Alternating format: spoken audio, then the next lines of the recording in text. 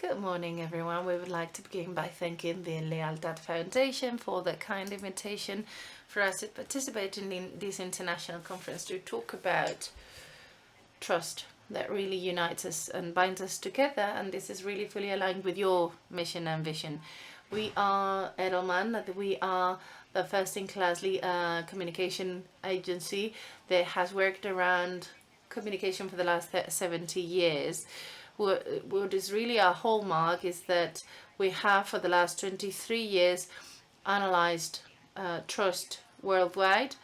And over the last few weeks, we were in discussions with the Foundation Lealtad, saying, why do we analyze trust? At Edelman, we like to believe that trust generates action, and only through action we can continue generating trustworthiness. This is a perfect virtuous circle, and this is therefore the trust that unites the world and makes it progress.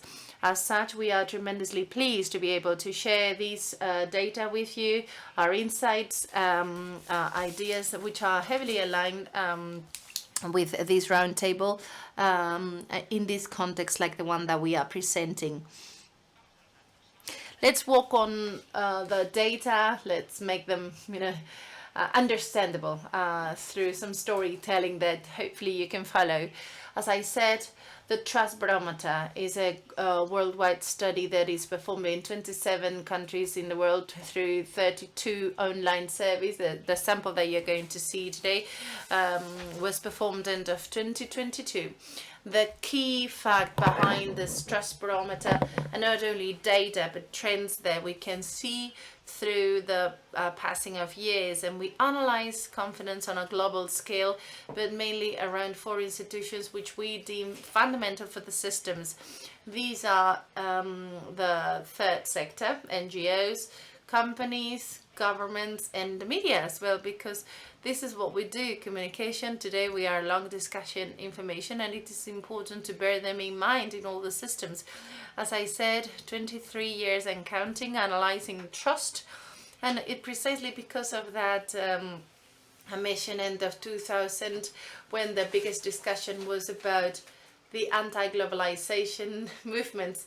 It's a funny world we live in. As I said, these are trends, and I would like to point at a few of them which are quite outstanding. 2009, with a major plummeting of trust as a consequence of the global financial crisis. In 2012, governments' trust falling because of the populisms, and we analyzed the relationship between trust, inequalities, clashes of or conflict of classes, and that's when we started talking about the mistrust exercise, and this is linked with the misinformation campaigns and the fake news. And I believe all of you here are fully, understand and aware of what we are saying. This year, the whole topic is globalization, and our colleague from Germany has touched upon this issue in the first round table. And a very important piece of information, since we started analyzing trust until 2020, NGOs were the organization that has led the trustworthiness barometer. So always NGOs globally, and ever since 2020, governments and namely companies became the most trusted institution. Now, what is the current situation as of today at a glance? The Trust Barometer worldwide, and this is the fixed picture in terms of trust. We trust companies, followed by NGOs, government, and the media. So from 60, it is trust, neutral, and then mistrust. It could be a good piece of information with a caveat. Here the important aspect is what lies underneath, that speaks for what's happening in Europe, in Latin America, in countries like the United States or Japan, where we find ourselves in lack of trust of the institutions, NGOs, Germany, in the companies like in Spain, in the media in the United Kingdom. We are living a a situation of lack of trust, and this is very important to be borne in mind. The question we are asking is, how much do you trust this institution to do what's adequate? I would like to zoom in what's happening in what's going on in the NGOs. This is the piece of information in the 27 allies countries. In 27 of them, the trust is declining in the third sector in NGOs. Allow me to depict that the Netherlands with -2%, very much linked to what was said before in Argentina, Colombia, by 5 points. Trust is growing in the United States. By way of conclusion, there are good levels of trust among NGOs. Let's not be too worried, but since 2020 we have seen a declining trend, and you may wonder why, because there is no single answer to this question. This is a consequence of of all the factors that we have mentioned today. So by way of a summary, through these last 23 years of study of trust, we have detected 2 fundamental aspects behind trust generation. One is ethics, and the second one is impact or skills. This is the difference between 2020 or 2023, what's happened in the last 3 years. Corporates, as you can see, were always on the tier of competence or skillfulness to do things. And interestingly, when you talked about social enterprises, they have gone up 19 points in the ethical aspects because their action during the COVID-19 crisis, their stance in Russia's unexplained invasion of Ukraine, in ESG, fight against climate change. This has helped the companies to be on this top tier. What's happened with the NGOs or charities in general have been the beacon of trust and ethics, and this is really much linked with a disclosure exercise that you are pointing at here, but nothing on the competences side or the skill side. We're not the experts here, but some ideas we could share. We are in a heavily polarized world where there are new members and new concerns, and it is very important to see if they can act. We are in a level of living in a world of crisis. Poner o no en entredicho la capacidad económica de las. And this can question the economic capacities of NGOs. So Switzerland beating Germany, mentioned there were some problems. These could be behind it all. And all this in a world which is very complex, and it is heavily polarized. And that's what we are trying to fight. We divide polarization in 3 blocks: highly polarized, moderate, and not very polarized. And very, very important here is heavily polarized Argentina, Colombia, Switzerland. So the risk of having high polarization, the United Kingdom, Italy, France, Brazil. And why is it so serious? For 2 reasons. A, there is a big division of opinions. It is very difficult to reach agreements, and what's more serious is that this polarization is heavily rooted. Ideology became identity. And to give you some piece of information, Spain is a heavily polarized country. 8 out of 10 people won't live, won't work, or won't help to those who think differently. And we believe this is a very important aspect to be noted. Thank you. Thank you very much indeed, Lucia. Good afternoon, everyone. In this heavily polarized world that we have depicted, how can we face the economic fears when there is no network of safety based on trust? First of all, we need to understand some things like what we see on the slide. At the end of the day, we have seen that personal anxiety, we're at the same level as other fears, more existential fears like the economic fears, which are like more, it's fueling the conflict. the conflict that is riddled with anxieties and fears, and economic fears such as an unemployment or rampant inflation affecting our purchasing power, is at other levels as more existential fears which have to do with the survival, and that do therefore affect the society as a whole. It is true that the society is facing many fears. Many of them are, day-to-day fears, but others are persistent. And with all these fears, who we need to resort to in order to look for certain levels of stability.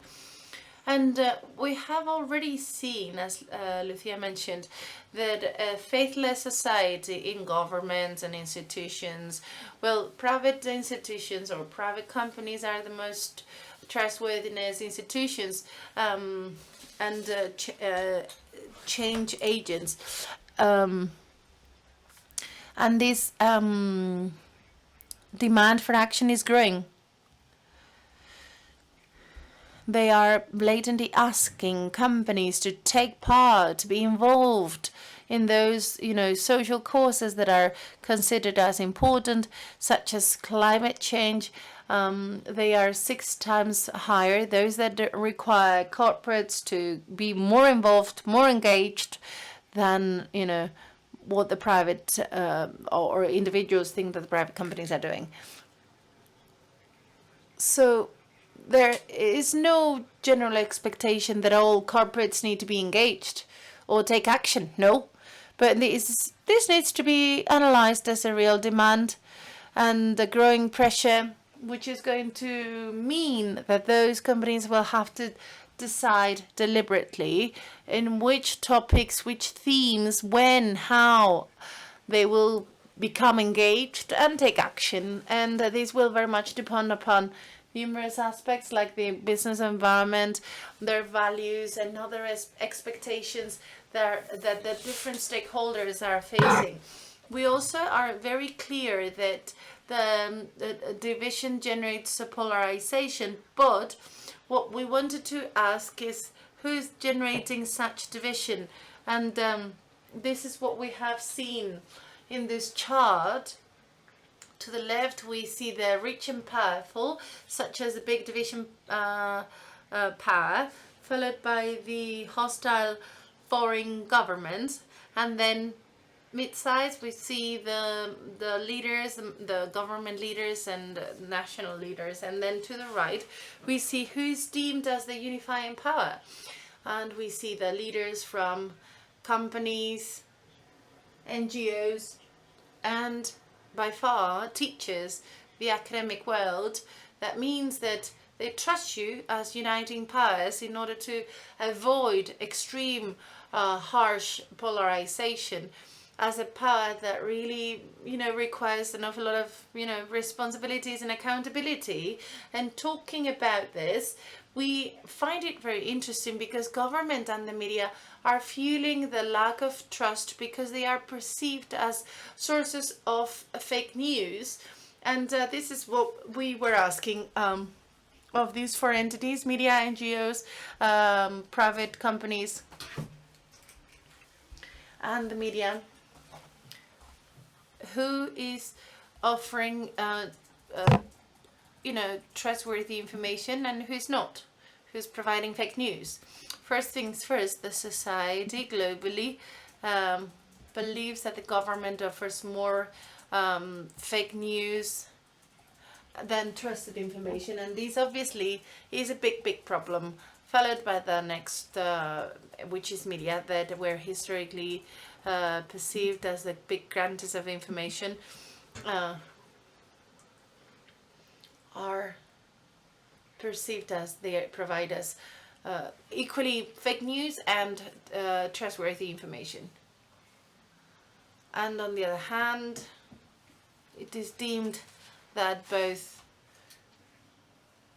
companies and NGOs offer more trustworthy information than fake news. And here we see there is a blatant opportunity here for all of you. And last but not least, we wanted to give you a few brushstrokes in order to navigate this polarized world that has to do with leadership, the vision, optimism, and the defense of the truth. And it is important to collaborate. Only when they collaborate is when we achieve the best results. And here we need to bear in mind that if the NGOs and charities and private companies are the most valued, it seems there is a unique opportunity and pave the way to success if you continue forging the cooperation together, generating consensus, broadening common policies and standards in order to, deliver joint and fully aligned standards. The second one has to do with the economic optimism, because if you have a greyish economic view, this fuels the negative results of such polarization. So we need to advocate and invest in fair conversations, training, the development of local communities in order to face that division among different classes and to boost such optimism. And lastly, that we need to advocate for the truth, where charities and corporates have an outstanding role. We need to be a source of trustworthy information, which is transparent. And you need to also raise your voice, demanding responsibilities, and even penalizing, mind you, those big engines of fake news, with a joint accountability and cooperation. Otherwise, it won't be feasible. And this, ladies and gentlemen, is in your hands. You have a great opportunity ahead of you. Just seize the opportunity, because this is being demanded to you by societies. Well, mindful of time, really, I need to finish here, but we would be delighted to answer as many questions as possible. Thank you very much indeed. It has been a pleasure to engage in these conversations. We've talked about global results, but next week, by the way, we are presenting the results which are applicable to Spain. You're more than welcome to come and see what we need to present in terms of confidence. Thank you very much indeed.